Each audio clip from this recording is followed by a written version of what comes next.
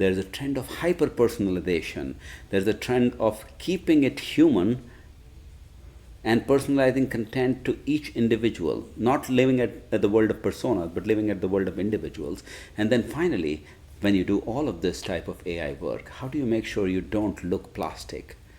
Right? Even though it's very clear, people understand the difference between genuine human content and AI content. Hi everyone, welcome to yet another episode of Zaman Studios where we are talking about the latest in marketing and technology. We have Manish here with us today. Hi Manish. Hey Akash, lovely to always talk about marketing and technology. Same here. Yeah. And today we are going to talk about the latest trends in the world of B2B marketing. I'm sure you would have known some of them yourself. Maybe there are some that you didn't know and you will get to know. This is going to be a three-part series. We are going to be having the first episode today. So keep watching this space for the other two episodes. Let me give a very quick introduction about Manish. So Manish has done his MBA in marketing from IIM Calcutta, and then he has worked in many different companies, in corporates, in startups, online business, offline business. So he has seen the world of marketing very closely for many years. And that is why I want to begin with this question, Manish. You've been working in marketing, you've seen a lot. What do you see has changed over a period of years? Well, I think that, interestingly, Akash, we are in one quarter of this new millennium, right? Yes. We are already in 2025. There was a time about 20 years ago, 25 years ago, when we were talking about how digital is transforming the world, right? Like, Yes. E-commerce had happened and we could connect from one part of the world to another part instantaneously through the internet. And internet was the big thing at that time. It's 30 years since then. And that's the amount of time I've spent in marketing. And, initially the biggest change was moving art, design, styling, all from the world of physical to digital. People were writing now, researching on the internet. People were making all their artwork on digital formats like Photoshop and things like that. That was the big change, right? And it felt like we've already come to a futuristic sci-fi world.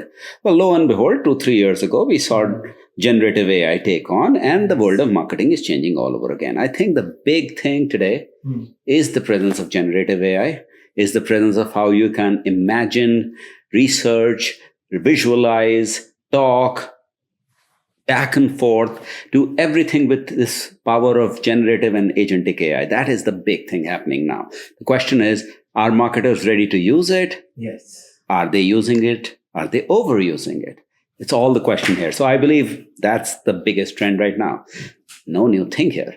But if you look at it deeply, there is a lot that comes out.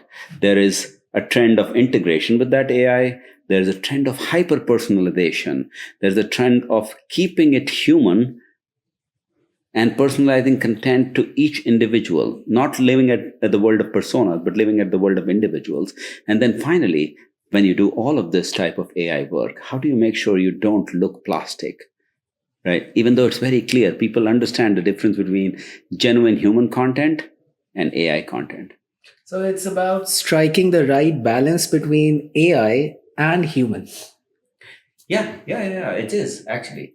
It's always been a challenge of balancing, right? Yeah. You can do things fast, but is it good enough?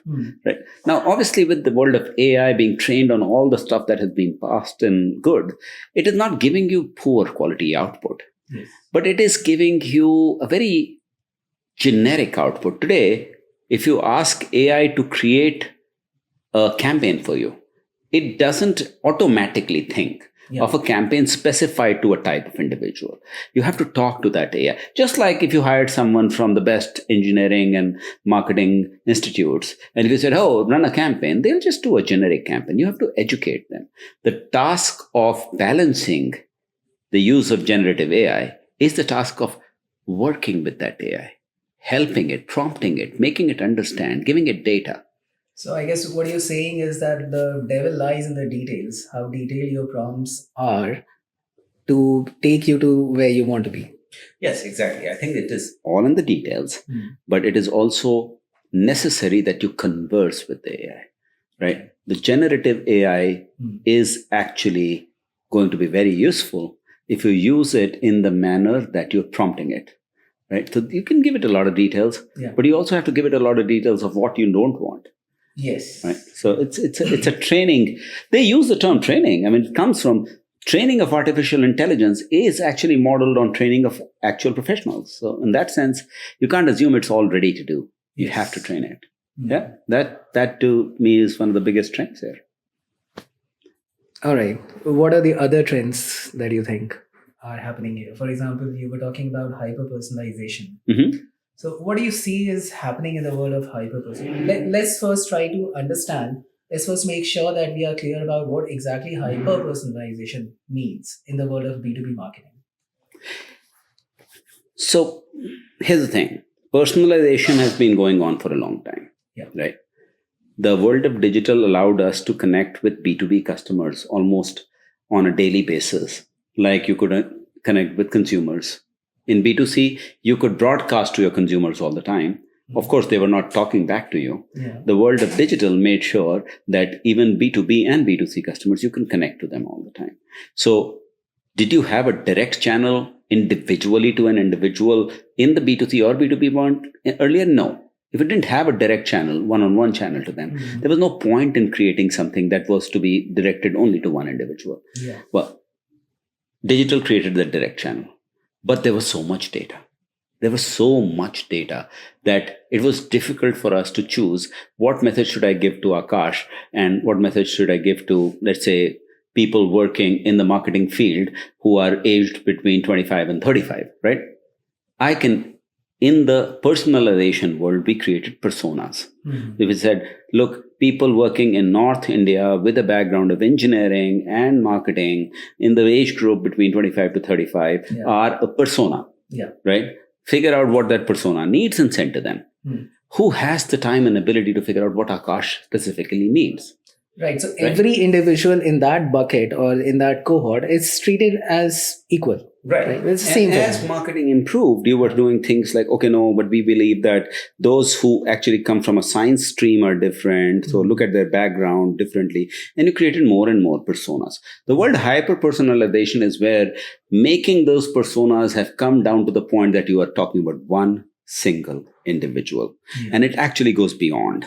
It is not talking to Akash as one single individual. It is talking to Akash in the mood that he or she is right now. So you can choose to write to Akash a specific message after he has just read about buying, let's say, a suit, that you should also buy a tie. That mood, they're in clothing mode.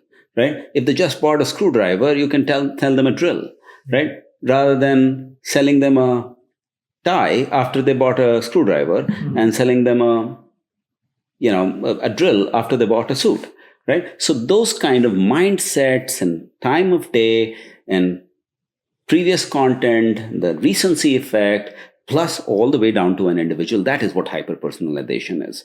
And it's possible today, but even more importantly, it's profitable today. That is the main thing. That's where generative AI helps you. You can train the AI with an individual level information and say, okay, this particular CTO, and let's give a B2B example. This particular CTO is focused on understanding how the turbine works before they make a purchase decision. Whereas this particular CTO wants to know how to compare this turbine to 5 others. Now, all of them care about all of these things, but the prioritization is different. And one very interesting thing that Gartner talked about is that B2B sales organizations are actually taking their sales and making sure that their entire sales book is focused on this level of understanding of their persona. 75% of the sales content is now being built by some companies. Actually, the other way around. Smaller amount of content, about 30% of the content is actually being built, but 75% of companies are using generative AI for B2B sales. Now that is how much this trend. It's almost there everywhere.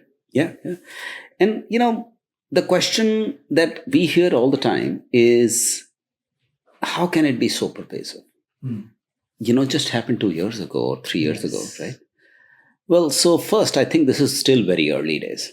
Okay. I was just watching a video of Eric Schmidt, who's saying that in the post Google I/O that just happened 2 days ago, Yeah. that he was saying that generative AI is actually underhyped, Acha. Okay. right? Hmm. We believe it is overhyped, right? Almost everyone's saying generative AI all the time, Yeah. But look at it. In about 2 years, the number of times we have seen when ChatGPT came out, we thought that's the winner. Hmm. Then came Gemini, and we felt it's a late copy. Hmm. Then came DeepSeek. Every 2 weeks, we are seeing a new model coming out and beating the previous models, right? Hmm. The number of tokens, the context window, the attention matrix, the temperature, all of that is changing almost every week. Yes. Now, some of these sound like technical term, but let's see what it means to us as marketers. It means that those who are at the forefront of using things that are 2 weeks ahead of the others are seeing a much advanced version. Yeah. So one of the amazing study that we saw from McKinsey report talks about, on an average, if you were to look at people who are trying out generative AI and their confidence, can they benefit from it in B2B marketing? On an average, 1 in 4 people said that they would benefit. Okay. Those who have tried it a little, right? Almost 30% of them were saying, oh yeah, we're happy, in some of the use cases. And these are very wide number of use cases.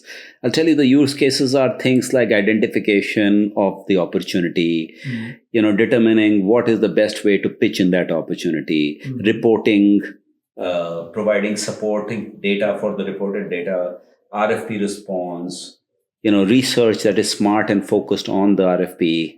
Right? I'm talking about hardcore B2B selling. Yes. Right? Yeah. Coaching the response, the responder when somebody asks a question in response to the proposal. All of these things. Those who are actually using AI, they believe about 30 to 40% of them believe that it is useful. But if you are using it as if it is the main thing to do, you're past the testing period. There's a third cohort, people who are committed to using generative AI. Well, surprisingly, 50% of them, nearly 40 to 50% of them, have started to believe that this is huge value add, extremely beneficial. Right? And why do you see that?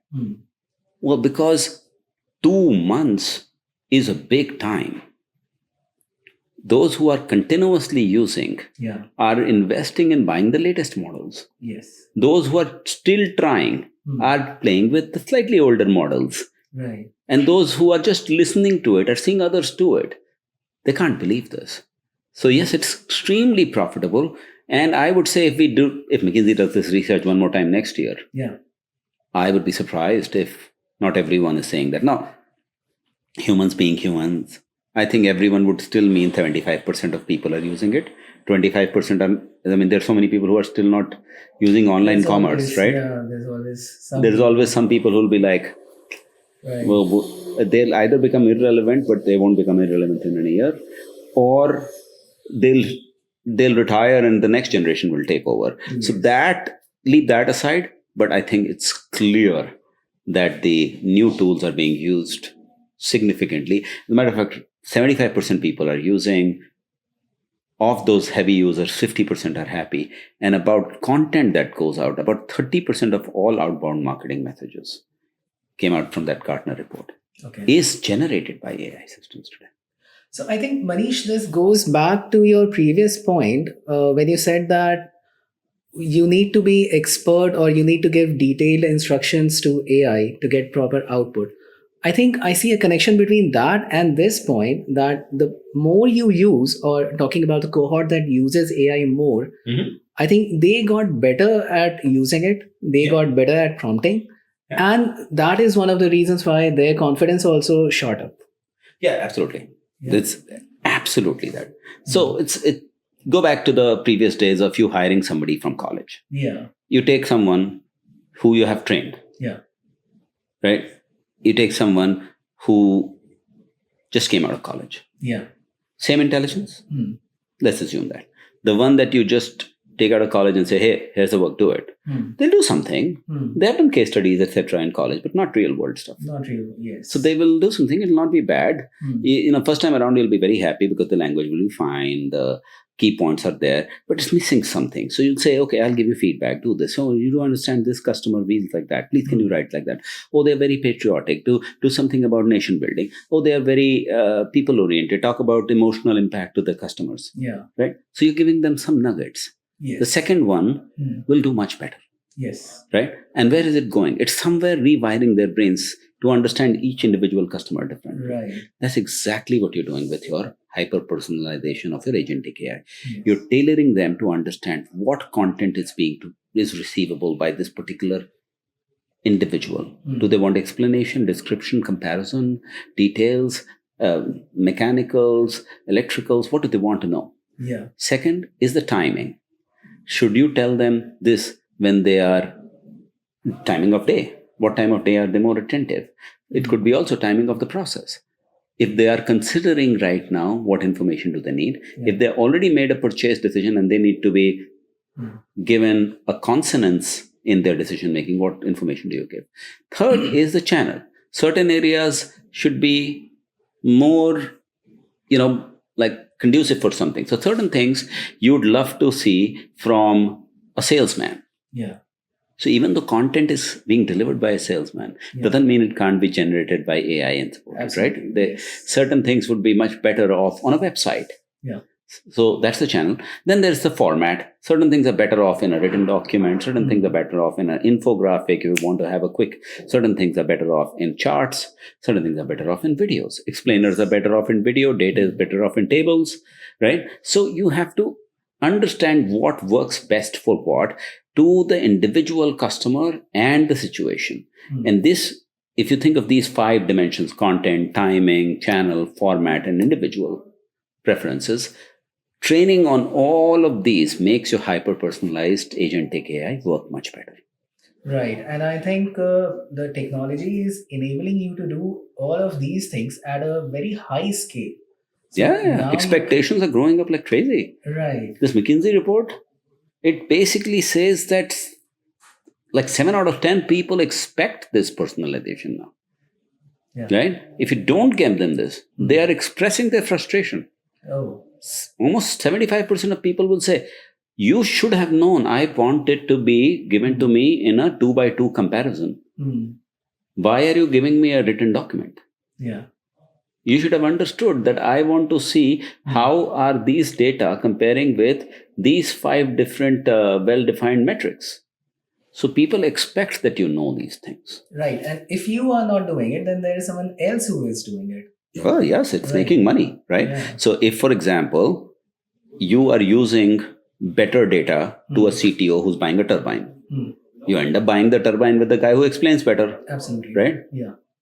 So here you go. A return on investment is happening there. As a matter of fact, hyper-personalization is being touted to have not once or twice, but 8 times the return on investment of marketing dollars. And how is that happening? Same marketing dollars, your sale increases by about 10%. Look at the kind of impact it happens. If you are not catching up with this newly available technology, someone will. Yes. Either you will elevate and evolve, or, Darwin will come in. We'll become obsolete. Yeah. Right. So I think this is one of the core elements of the trend. And if you add all of this up, we marketers always think of, okay, this new trend, is it coming and going away, or, is it generating value, or is it just a new way of doing things? Well, here's the thing. This BCG added it all up across different places and say that the people who use generative technologies, hyper-personalization, right, they will extract up to $2 trillion worth of value from those who don't.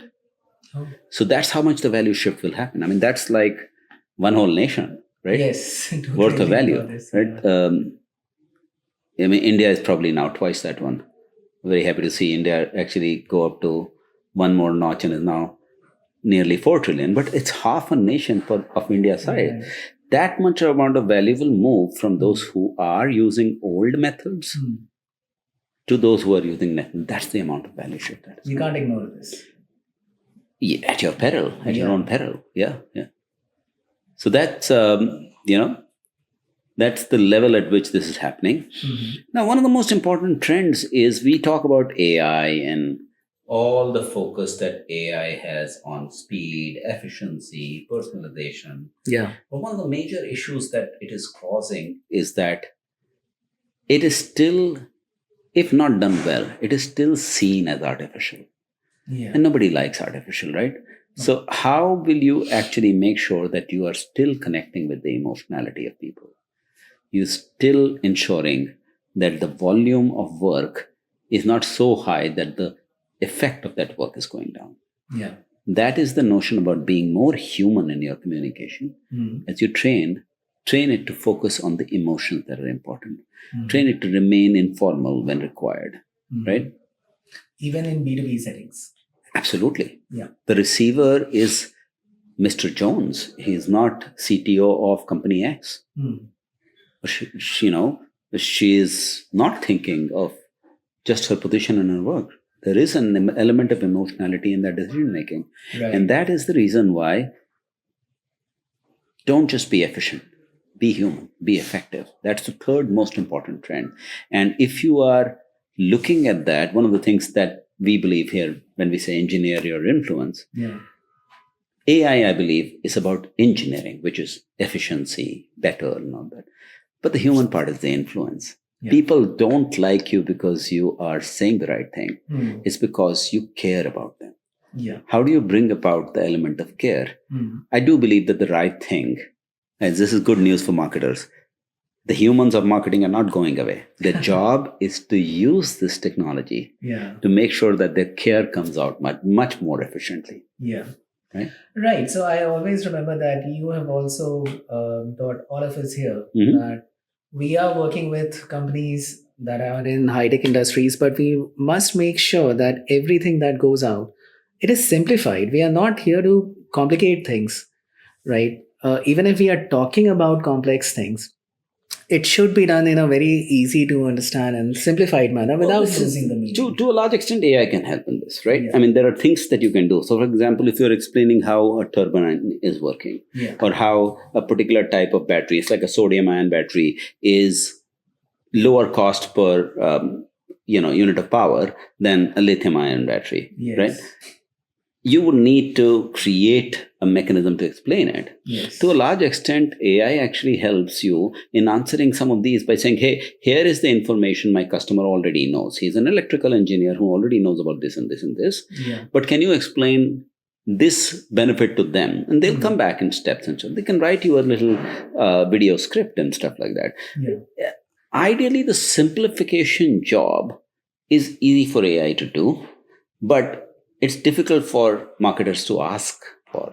Okay. If marketers are careful about asking for simplification, then AI can really help it. So if you don't simplify, right, how can you influence? Yes. So the point is that the receiver doesn't have to do too much work to understand your stuff. Right? So I think that's kind of the thing. And I do think that simplification is very highly possible. Even otherwise, it's possible. Yeah. But AI makes it simpler to simplify. Yes. Right? Yeah. So one should use that for sure. Right. But I don't think it's only a message of the simplification of the content. It's about not overloading it as well. Yes. One of the real challenges we are seeing is that since you're so efficient, you can do so much work with AI, right? People are doing something really silly. They're just taking AI generated images, AI generated topics, and then they're ticking the box and saying, I have done 30 pieces of content today, and they're putting it out there. Just because AI can generate a lot doesn't mean that the decision maker that has to receive can read a lot. Right. Right? Overburdening doesn't work. It is much better to be efficient using AI, but don't generate low quality content that nobody wants to read. Absolutely, because that also goes against the principle of hyper personalization. Absolutely. Yeah, if I'm the targeted individual and if I'm looking for a specific piece of information, I would not be interested in something else. At least at that point. It will disengage you. It will make you sad. It's like, and also you'll feel like you're drinking from a hose pipe. Right. What's the point? So much good content is actually bad content. This is the day and age of extreme amount of content. I loved science fiction. So I would watch everything that's out there. Till one fine day, I realized that with OTT, it's impossible. Yes. You can't just watch everything out there, right? Yes. That's exactly what will happen if you give them too much content. Even if it's very hyper-personalized. Even if I'm sending you the right content, right? It's better to not give you 20 pieces of content, but one high quality piece of content. I'm not saying reduce it down to, let's say, sending them this one beautiful thing every 20 days. You are okay to send someone a mood and time based piece of content, but don't overload people. Right. Much rather connect with them, be the human. That is, the human message is what lands much better. And Manish, I had read somewhere that the world of B2C marketing is having its own influence on the world of B2B marketing. What I mean by that is that we all know that B2B tends to be a little more formal than B2C. But in these days, the messaging and the style and everything, it is becoming less formal, more informal, because the people, like you said, we are talking to Mr. Jones and not the CTO. And living in the world that we are, Mr. Jones will also prefer more human-like messaging, which, I mean, it's not that he would want just boring charts and data and graphs. No, you're absolutely right. And that's to a large extent, Mr. Jones is very happy to be told what joy will they have at the purchase of a turbine now. They don't ask you that, but they certainly care about not feeling burdened. So a chart sometimes is useful when they have to present to their boss saying, I'm choosing this one because of the RFP match. But they also want to be able to say, why do they like it? Right? So in some sense, that whole connecting with the human is exactly the effectiveness that you have to drive towards. Now, a lot of marketers are not ready to use the AI in this way. They know how to create content and repeat them. This is a call to marketers. Learn how to use the power of AI. Right? You can't just say, oh, I know how to make 20 charts, so I'll now make 20 infographics and 20 charts. Try to understand that if you are using AI as just a repeater, which, by the way, there's this kind of research that you can refer to, Jasper AI Marketing Trends, which basically says 60% or so of marketers are just using it as a, ad hoc manner, repeat doing the same thing over and over again. Without any sense of direction, just do whatever you want. Right, like you've got a hammer, so you're like, the whole world is a nail. The whole world is a nail, right? Like, don't do that. You could actually see that if you have a hammer and you have to only put in 3 nails, well, you could do it faster. You're not just thumbtacking it. But now, see if that next thing that you need to do, let's say you want to paint, do they have a brush for it? The AI has the power to do many things. Now, clearly it is evolving and it'll get even better. But even right now, marketers have to get better at using AI. And also not using it when it is better to apply your own ingenuity, your own human touch. Even in B2B marketing, you're not talking to a machine on the other hand, it's a human. They want to understand why you would care about them. Certain things might not come out from AI, might come out from you. Make sure they also make it into your marketing message. And like you said very beautifully, you need to tell them the joy of having the product or service that you're talking about. Which is clearly a human thing. Right? Remember, we enjoy the painting made by our little kid much more than a much better painting made by Midjourney. Absolutely. Right? The human touch is still very important, and B2B marketers are getting the opportunity to do that. They should use the power of generative AI to be more human in their communication. Correct. Absolutely. That's a little bit of an oxymoron. Use artificial intelligence to be more human. But that's what the greatest engineers and greatest marketers would do. Right. Yeah. All right. So, Manish, I think we had a fantastic discussion today. I learned that one, generative AI has made its way into B2B marketing, just like all the other areas of our life. Second, hyper personalization is the trend. We are not looking at just cohorts, we are looking at individual level personalization. We need to be humans. The third thing, that the world is changing. You're not talking to empty suits, you're talking to individuals. Bring out the emotions in your messaging. And the fourth, even though artificial intelligence is pervasive, spreading everywhere, you need to be very careful on how you use it. Right. So I think with this, we will take a break. We will talk about some more trends in the upcoming episode. In the meanwhile, please share with us what you think about these trends. If there are other trends that come to your mind, what has been your experience in implementing all these things? Please do share your opinions and views in the comments. Until next time, goodbye. Thanks, Akash. Good fun. Yes. Cheers.